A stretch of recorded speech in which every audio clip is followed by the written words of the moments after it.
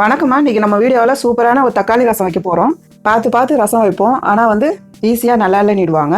இப்போ நான் சொல்லி கொடுக்குற மெத்தடில் நீங்கள் ரசம் வச்சு பாருங்கள். திரும்பி ரசத்தை கேட்டு விரும்பி சாப்பிடுவாங்க. வாங்க வீடியோவுக்கு போகலாம். வீடியோ பார்க்கறதுக்கு முன்னாடி நம்ம சேனலை சப்ஸ்கிரைப் பண்ணிக்கோங்க. அப்படியே பக்கத்தில் இருக்கிற பெல் பட்டனை ப்ரெஸ் பண்ணிக்கோங்க. கடாய் சூடாகிடுச்சிங்கம்மா.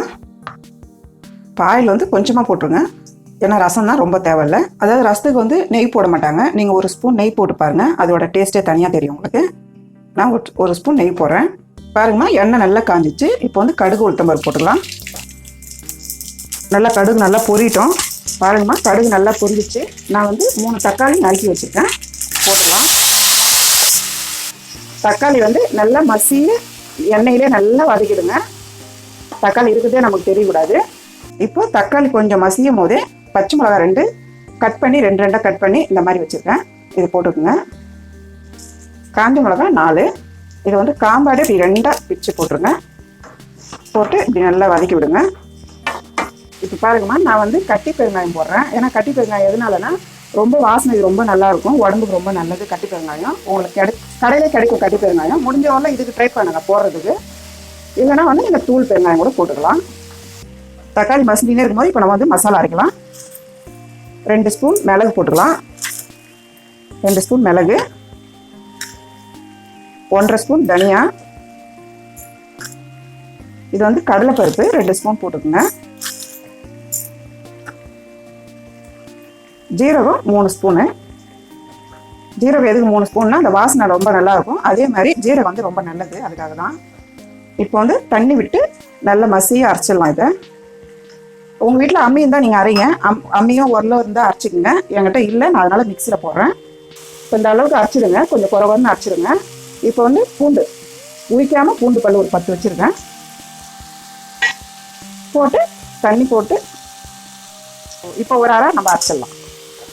பாருங்கம்மா, இந்த அளவுக்கு எல்லாம் சேர்ந்து நான் நல்லா ஒரு ரொம்ப நைஸாக இல்லாமல் கொஞ்சம் ஒரு ரவை டைப்பில் எடுக்கணும்.